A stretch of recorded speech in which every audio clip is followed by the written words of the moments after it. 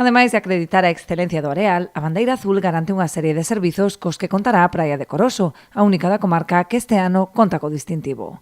Nos é unha satisfacción que este arenal emblemático pois sexa quen ostenta a representación como a playa de máis servicios de Barbanza, non? En este momento, pois, hoxe vanse a inaugurar o que son os novos aseos públicos que ademais quedarán ao longo de todo o ano.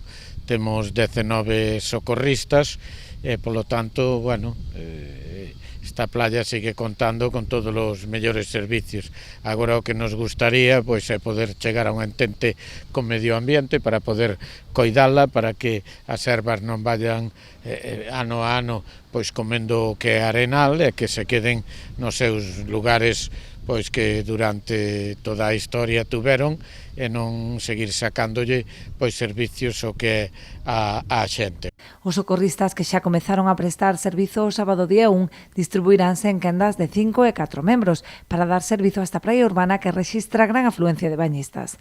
Tamén a Praia do Vilar contará con servizo de vixilancia diario, mentres que na ladeira tan só estará operativo durante os fins de semana e festivos. En esta playa habitualmente hai 9 socorristas que se van turnando en turnos de 4 e 5 e bueno, eu creo que dentro da comarca tamén en estes momentos que as dificultades que hai de socorristas, pois somos o concello que dobla en número ao seguinte e bueno, creo que no momento que se empece a facilitar o que é a posibilidad de ter ese título, pois iremos entre todos pois mellorando o que é a posibilidade de ter socorristas nas playas. En estes momentos hai servicio permanente no que é a playa de Coroso, no que é o Vilar, é un servicio de fines de semana e festivos no que é a Balieiros, non? Polo tanto, a Ladeira, perdón.